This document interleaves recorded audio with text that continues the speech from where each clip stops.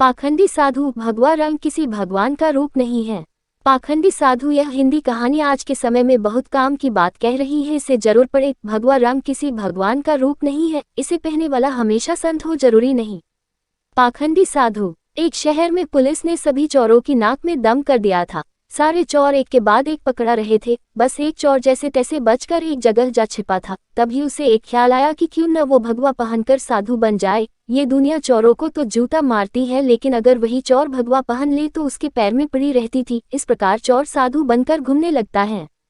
कुछ दिनों बाद पाखंडी साधु में एक कला थी कि वो बोलने में बहुत माहिर था। प्रवचन तो उसके बाएं हाथ का खेल था। इस कारण साधु की निकल पड़ती है। उसके बहुत से शिष्य बन जाते हैं। कई लोग उसके आगे पीछे घूमने लगते हैं। उसे मुफ्त में खाने को मिलने लगता है। बस उसे सांसारिक जीवन छूटने का डर रहता है। पाखंडी साधु जंगल में अपने शिष्यों के साथ रह रहा था। तभी उसके आश्रम में एक सेठ आया। सेठ को भी पाखंडी साधु ने अपने बोलने की कला से प्रभावित कर दिया। साधु से मिलकर जब सेठ अपने घर पहुंचा तो उसे एक ख्याल आया। असल में सेठ को एक दुविधा थी। उसके पास बहुत सोना था जिसे चोरों के डर के कारण वो अपने घर में नहीं रख सकता था। उसने सोचा क्यों न ये सोना साधु के आश्रम में रख दिया जाए, क्योंकि साधु को कभी कोई मोहमाया नहीं रहती। वो तो भगवान का रूप होते हैं। किसी को ऐसे देवता पर शक भी नहीं होगा कि उनके आश्रम में सोना गड़ा हुआ है। ऐसा सोचकर सेठ दूसरे दिन सोना लेकर पाखंडी साधु के आश्रम आता है और उससे पूरी बात बताता है। फिर क्या था, पाखंडी साधु का तो दिल गदगद हो गया। उसकी आंखें तो उस सोने की पोटली से हट ही नहीं रही थी। उस सेठ ने वो सोने की पोटली आश्रम के एक पेड़ के नीचे दबा दी और वहां से चला गया। अब साधु को नींद कहाँ आनी थी। वो रात भर उस सोने की पोटली के बारे में सोचता रहा। उसने सोचा अगर ये सोना मिल जाए तो जीवन तर जाएगा, सांसारिक सुख भी मिलेगा जो इस भगवा कपड़ों ने छीन लिया है। इस तरह साधु ने कई सपने देख डाले। दूसरी तरफ सेठ सोने को आश्रम में रखकर संतुष्ट होकर सो रहा था। कुछ समय बीतने पर साधु ने एक योजना बनाई। उसने सोचा कि वो इस सोने को लेकर चला जाएगा और सेठ को शक ना हो, इसलिए वो उसके घर जाकर जाने की बात कहेगा ताकि सेठ को ये ना लगे कि साधु सोना लेकर भागा है। अगले दिन साधु सेठ के घर जाता है। सेठ के पास एक व्यापारी बैठा रहता है। साधु को आता देख सेठ खुशी से झूम जाता है और कई पकवान बनाकर खिलाता है। साधु सेठ को अपने जाने की बात कहता है। इस पर सेठ दुखी होकर उसे रोकता है, लेकिन साधु कहता है कि वो एक सन्यासी है, किसी एक जगह नहीं रह सकता, उसे कई लोगों को मार्गदर्शन देना है। ऐसा कहकर साधु बाहर निकलता है और जानबूझकर सेठ के घर का एक तिनका उठा ले जाता है।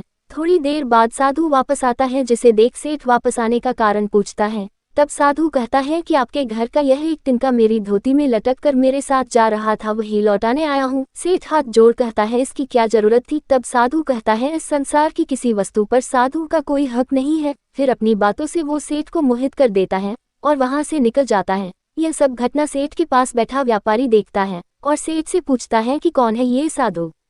तब सेठ उसे पूरी बात बताता है, जिसे सुनकर व्यापारी जोर जोर से हंसने लगता है। सेठ हंसने का कारण पूछता है। तब व्यापारी उसे कहता है तुम मूर्ख हो, वो पाखंडी तुम्हें लूट के ले गया। जिस पर सेठ कहता है कैसी बात करते हो, वो एक संत है, बहुत ज्ञानी है। व्यापारी कहता है अगर तुम्हें अपना सोना बचाना है तो उस जगह चलो जहां सोना दबाया था। सेठ उसे वहां लेकर जाता है और खुदाई करता है, लेकिन उसे कुछ नहीं मिलता। वो रोने लगता है। तब व्यापारी उसे कहता है रोने का वक्त नहीं है, जल्दी चलो, वो साधु दूर नहीं गया होगा। सेठ और व्यापारी पुलिस को बोलते हैं और पुलिस उस पाखंडी साधु को ढूंढ लेती है। तब सभी को पता चलता है कि वास्तव में यह कोई सिद्ध बाबा नहीं, एक चोर था जिसने अपनी बोलने की कला का इस्तेमाल कर कई लोगों को लुटा था। पुलिस से बचने के लिए भगवा पहन लिया था। सोना मिलने के बाद सेठ की जान में जान आती है। सेठ व्यापारी से पूछता है कि उसे कैसे पता चला कि यह साधु पाखंडी है। व्यापारी ने कहा वो साधु बार बार अपने आप की तारीफ कर रहा था।